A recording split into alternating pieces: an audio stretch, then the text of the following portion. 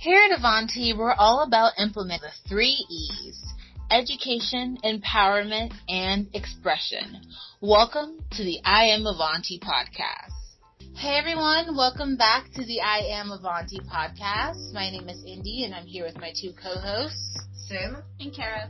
And today we're just having a little chat about why people get pierced.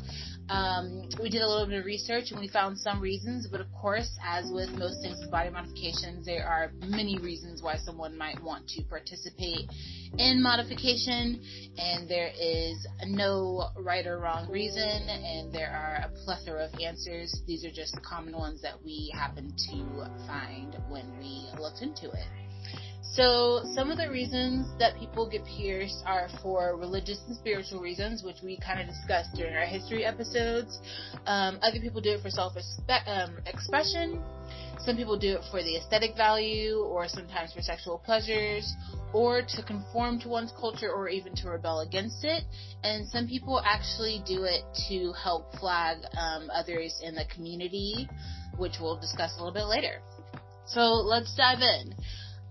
People get their selves pierced for religious reasons all the time, and we listed a couple of examples in our history episode. For example, the tongue, and it can sometimes be seen as a rite of passage for some people. Last time we recorded, we had our piercer Jasper here, and he gave an example of a family that would come into one of his past shops, and when all the daughters turned around 9 years old, they would get their nose pierced, I'm guessing on the same side, to represent them coming of age, and also it can be a thing for beauty as well. And it has sometimes piercings have connections to deities and religious status. And like we mentioned before, tongue piercings were ritualistic in the Mayan times. And they would use the blood flow of the tongue piercing as a way to communicate with their gods, which I think is pretty darn cool. Yeah, that's super interesting. Yeah. And even separate from, certain religions too, there's this ongoing kind of spiritual thread that I think is found in a lot of different modifications, about like altering the body to reach a different state of consciousness. Mm-hmm. A lot of suspension work, and piercing that's tied to like the BDSM and kink communities really focuses on that sort of practice as well. Mm-hmm. Yeah, that's really, really cool. So there's plenty of reasons why people may get pierced for that particular reason. Another reason people usually get pierced is for self-expression, which I think is something all three of us can relate to. All three of us are pretty moderately modified or heavily modified, depending on who you ask, at this point. And I think we all have plans to getting more piercings in the future. I think all three of us have talked about it in the shop, different things we want to get done to our faces or our ears or the rest of our bodies. So let's just go around and talk about our own experiences with self-expressions and how our own piercings contributed to that. Who wants to start? I guess I will. Yeah. Well, I started getting pierced at a very, very young age. I was about 10 years old when I did my first piercing on myself. But I did get my ears pierced when I was 6 years old. So it just kept, from there, that's where it started.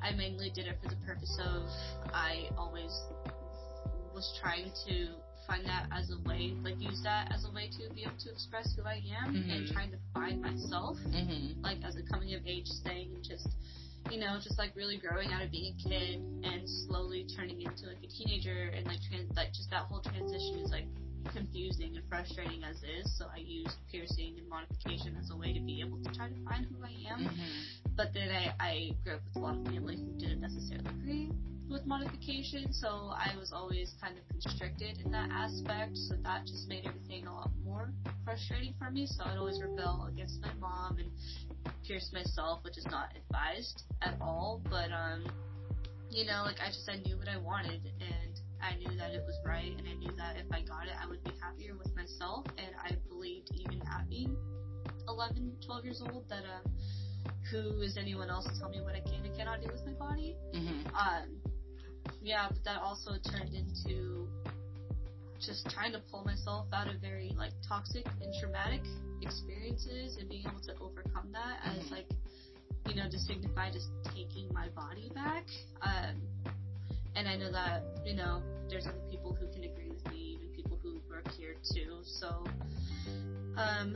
there, you know, I mean, like, specifically with stretching my ears, I was in a relationship for 5 years. It was very, very toxic, and he, unfortunately, you know, he didn't like the way stretched ears look. He didn't like it on me, so he always used to tell me, like, you look ugly like that. Like, you know, if you keep stretching your ears more, like, the more I don't like it, and would just always just try to convince me to not do something that I found I was passionate about. And that really frustrated me, so I think I really rebelled against him in aspects of, like, okay, you're saying that, like, you know, you don't like the look, and if I stretch it more, you're not going to like it even more, so that just made me want to continuously do it. Also, being a mother, too, and being so young, I really want to, like, get my belly button pierced again, because I had it when I was 16, but then, like, you know, after being pregnant and, like, becoming a mother, you just go through a lot of bodily changes, like, physically, and it just is, like, the perfect way to be able to, like, you know, come back from that in ways that make me more confident in who I am, and being able to be more self-accepting of the body that I now have after having my son. So I'm super excited about that. It's also a future piercing I'm looking into getting, but mainly just for, you know, trying to just constantly, without having to say it through talking, just being able to let people know, like, this is who I am, this is what I believe in, I am confident in who I am, I'm confident in the decisions that I'm making with my body, within myself, and you can state your opinion, but it's unsolicited, and I most likely will not listen to it if it's coming across a way that's demeaning to me. So, right on. Totally. Yeah, that's what's up. What about you, Sam? You know, a lot of similar themes as yours, Kara. Like, people telling me what wouldn't look good on me, or, I don't know, being a trans person my whole life, people have been telling me what my body is and isn't, and who I am and who I'm not. And at a certain point, I just got really sick of it. And I, at the time, wouldn't have necessarily considered piercings or, you know, other mods as part of my transition, but now I really do, because I think they were the first steps I took in claiming my body as my own. And it also went against these norms of, you know, what's considered, like, ladylike, or that's what was often thrown at me, of, like, you know, an elegant lobe piercing is chill, but if you start getting too many, you're going to be too masked, or and whatever, what's wrong with that? I was like, sweet, I'm going to keep doing it then. That's exactly my goal. Yeah. I was like, for sure, note taken. And it took me a while to still even get comfortable unlearning those things from what I've been told. And, you know, most of my face piercings I've gotten in the past few months since working here, because I still am, like, scared of those, you know, those voices in your head of people telling you, like, this is a bad idea or whatever. But it makes me feel so much more comfortable in myself, in my body, existing in the world. It makes me feel grounded, and it makes me feel hot, which is an added fun bonus. So that's where, you know, where I'm at. Right? Nothing wrong with that. That's what's up. Cool. My journey with piercings and self-expression, I basically got piercings so that I would like myself more. I wanted something that was unique for me and would kind of accent and make me more comfortable with certain features. Like, I've had my nose pierced for over a decade now, and it's a part of my face. Like, I can't imagine my face without it. And I feel I'm growing the same relationship with my philtrum piercing. I've only had it for about 3 to 4 months now, but it's starting to be something that I like, and it helps me to accentuate certain features of my face that I wasn't necessarily comfortable with at first. And I've been getting piercings since I was like around 15, 16. I've had my nose pierced 3 times. I've had most parts of my body's pierced, and every time I get a piercing, I see it almost like a ritual, because it there's so much buildup and there's so much anticipation and so much pressure, deciding you want a piercing, deciding where you want it, trying to find a place, going to the place, doing all the paperwork, waiting for it, and then you finally get it, and then the second the needle goes in, you like let go of this like long sigh of like relief, or or just knowing that you just modified yourself in a way that makes you a little bit more expressive. And I think that's super special, and that's why I want to get more. And I don't know if there's a cap on how many piercings I want to get, but especially working here, it's really, really tempting. But I've always loved modifications, and I've always loved the way that they can make people look and feel, and I like the way that they make me look and feel. So yeah, no, I mean, like, that's kind of something. I mean, because, like, my septum piercing, prime example, was, like, a piercing that, like, I never thought that I would ever like on myself. I literally only got it just because my old manager, he really wanted his septum pierced, and he was worried about the way that it might look like on him. He was scared of what other people would think that it would look like. And I was just trying to, like, talk him up. Like, like, I'll go with you. Like, it'll be fine. Like, you're gonna look really great with it. Like, it's not gonna hurt. Like, it's super fast. And I was just trying to reassure him, like, it doesn't matter what other people think. And he literally asked me, he was just like, if I get mine done, will you get it with me? And I was just like, absolutely. Like, I didn't even think twice about it. I never planned on getting my septum pierced. And then I ended up getting it with him, just literally so he could be happy with the decisions he made for his own body.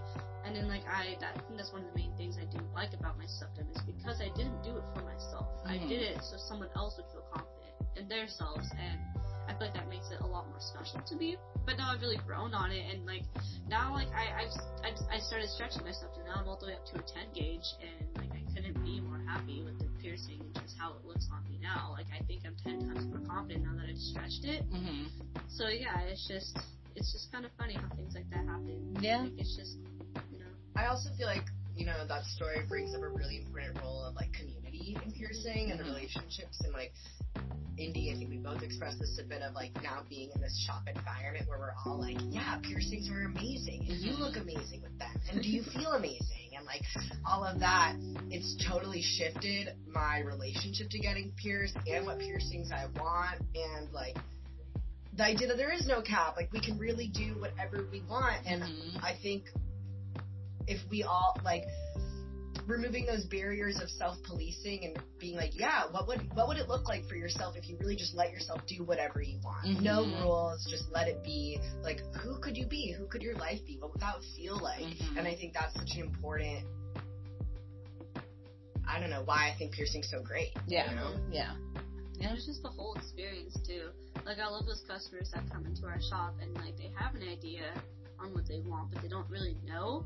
And then they always ask me, they're just like, what do you think? And I'm like, well, it's really what you think. Yeah, I'm like, it doesn't matter. Right. It's like, it's your personal preference. Like, I'm always going to be for supporting the decision that you make, even if you decide you didn't want to get something and you end up walking out. Like, I'm still going to be happy with the fact that you made a decision on what you are confident for yourself. And, it just makes me even more excited, like, when the like, a client responds, like, you know what, you're right. Like, it is what I want, and, like, this is what I like. I figured it out. Okay, this is what we're doing now. And I'm just like, all right, awesome. Like, we got the jewelry. Let's do the paperwork. Like, and it just makes the experience a lot more memorable, being able to, like, watch people transition and to come out of the piercing room, like, 10 times more happier than they were coming in, and just being super confident in themselves. And then even being educated, too. So it's a really great feeling, and that's why I love this community. Yeah, it's really nice to be able to help people make that change for themselves. Another reason that people get pierced could be for aesthetic purposes. It's finally starting to transition into spring. I've been noticing we're getting a lot more, like, dermals and belly button piercings, and people wanting to look cute for the summer, getting things that, would accommodate crop tops or swimwear or whatever piercing that is in whatever places. So aesthetic wise, piercings are very aesthetically pleasing. I remember being younger, I did have my belly button pierced at one point because my favorite pop stars had belly button piercings, like Britney Spears and Beyonce, and I thought they were just, like, the coolest ladies. I still do. I think they're so awesome. I'm still waiting for you to bring that trend back. I'm thinking about it. The tapering experience seems a little bit intimidating because I had someone explain what being tapered was like and what that entails, and it just sounds terrifying. But it's different for every person. That's true, and I have already had it pierced, so it's not like it would be going through like a fresh hole. It's just a closed hole. But I don't know, the way they explained it, and they're like, all your skin cells pop out at once like confetti, and I was like, no, I don't want to do that. I don't want to see that. I don't want to be a part of that. Yeah, it's just like, surprise! Like, oh my god, but we'll see. We'll see if I do it. We'll see if I can survive it, make it, and keep on surviving. If y'all understand that reference, then we're best friends now. Of course. Another reason that people maybe get pierced is for sexual pleasures. So genital piercings are a topic that's a little bit more taboo. Not a lot of people like to talk about them just because it is something that's kind of intimate, and it is something that is considered private most of the time, depending on who you are. Yeah, exactly. No pun intended. But what are some of the reasons that people may want to get pierced down there? I'm really passionate about genital piercing. I'm like, I will gladly talk about it. Yeah, if no one else wants to. Yeah, go ahead. I mean, there's a lot of different reasons, and it also depends on what anatomy you're working with. But generally speaking, the most common genital piercings for whatever genitalia you have do heighten your sensitivity down there. Depending on what jewelry you pick out too, there can be and what acts you might be involved in. You can use the jewelry to your advantage for some extra stimulation. Another one that could also just be for aesthetic reasons. Mm-hmm, you know, I think true. Genital piercing kind of gets automatically thrown into this like taboo, kinky realm of like, you know, that's so like freaky or whatever, which if that's why you're doing it, that's also cool. I totally support that. Great. But also, you know, I'm thinking about getting genital piercings down the line as a way of kind of connecting to a part of my body that I haven't always felt connected to. There are certain now genital piercings being designed specifically for trans anatomy, which is beautiful and exciting. And my intention with that isn't necessarily to be all wild, but that's a fun bonus too, you know. I don't know how deep to get into this. Maybe we'll do a whole episode just on genital piercings. We should do an episode on genital piercings because it's something that I am not as well versed on, but I think it's very interesting. Them. So I would be happy just to have a conversation about genital piercings with you, Sim. And there's so many. There are. The world is your oyster with your genitalia.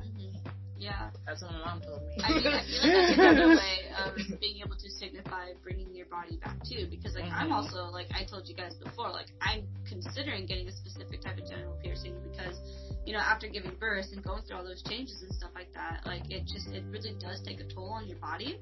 And a lot of people, you know, like sometimes you can't bounce back in the ways that you hope that you could have.